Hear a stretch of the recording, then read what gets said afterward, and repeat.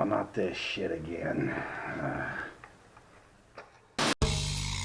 Hello, I'm Bob Smeerfak, but not really. This series is designed for theological seminary students with approaching exams who have not had time to read the Bible, and for faith healers dreading the moment that first amputee hops on stage. Matthew chapter 19. Let's go. It just so happened that when Jesus wrapped up his speech about the unforgiving servant, he bounced out of Galilee and rolled on over the Jordan to Judea. A ton of people tagged along though, and he gave them all a jolt of health points right there. Just then a certain rival gang showed up to test his limits. If the Jesus boys were in sync, the Pharisees would be boys to men. A group of jealous has-beens clamoring to regain their fading glory. And they had a gotcha question lined up for the J-Man. Could a dude shit-can his wife for any old reason he wanted? Jesus said, look, if you'd ever checked a book out of God's library, you'd know that right from the get-go, he gave man and woman different genitals than each other. And therefore, a man's got to pack up his things and leave mommy and daddy's house and hook up with a woman and swap DNA. Ipso facto, when God gives a brother and a sister a hookup, it's not up to a dude to just unhook. The Pharisees said, but wait a second, what was up with Moses sending out a memo that said a guy could just file a sheet of paper and tell his wife not to let the door hit her in the ass on the way out? Jesus said it was because you guys are stubborn jackasses that he let you do it. But when God first put this place together, that wasn't the deal. But he didn't leave it there. He said, any guy who shit-cans his wife for any reason other than her going out to sample strange ass, and then says, I do, to some other lady, is a marital cheater. And whatever guy who then hitches up with the shit-canned wife is also a marital cheater. That hit the Jesus boys pretty hard. And they remarked that if those are the rules of the road for Dick and Jane, Dick best keep his to himself.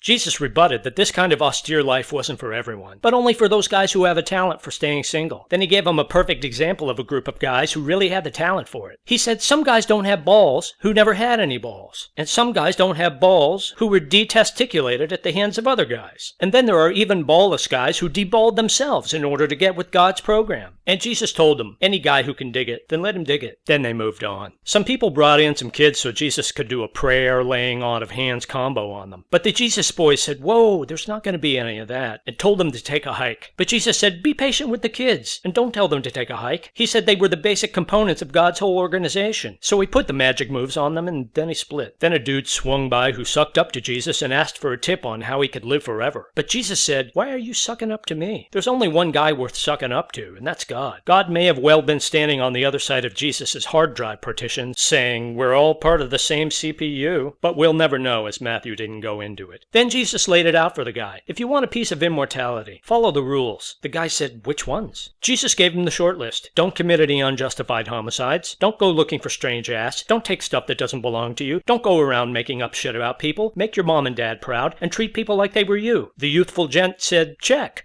Check, check, check, check, and check. I've been knocking those out since I was a kid. What else? Jesus said, well, if you want to go for the gold, cash in everything you've got and hand it over to people who don't have anything. Then you'll be making a deposit in the Sky House. Oh, and join my crew. But that turned the guy off, so he bounced. Apparently, he had quite a bit of bank. It's clear Jesus wasn't fazed, however, as he turned it into a lecture moment for the boys. He said, word, you won't see a lot of loaded guys up in the Sky House. Then he said, let me put it another way. You'll sooner see a desert-dwelling humped artiodactyl squeeze through the millimeter-wide opening at the back end of a sewing implement than you'll see a loaded guy make it into the Sky House. Understandably, the Jesus boys were dumbstruck. They asked if anyone would get an invitation to the Sky House. So Jesus looked right at them and said, this kind of thing seems daunting to regular guys, but the hands-down most powerful guy in the universe can make anything squeeze through anything. But then Peter asked what might have been on everyone's minds. Look, man, we cashed in everything to join the crew. What's in it for us? So Jesus tossed out a tantalizing incentive. He said, mark my words, any of you guys that threw in with me, when everything gets reanimated and yours truly is sitting in the big chair, you're also going to be relaxing on a dozen big chairs, filling out final scorecards for all 12 teams playing in the Jewish League. And, he added, anybody who gave up their house, their siblings, their parents, their spouse, or their kids, or their real estate because of him was going to get it all back times 100 and live forever. But, he said, a lot of the folks who were the first ones to go for the gold will be the last ones admitted into the Sky House, and vice versa. Next in this series, we'll move on to Chapter 20. Spoiler alert, you'll learn how to piss off a large crowd of contractors who've been busting their asses all day for you in the hot sun. As always, I'm not a religious figure, but if you want me to save you or damn you to hell, I'll do my best.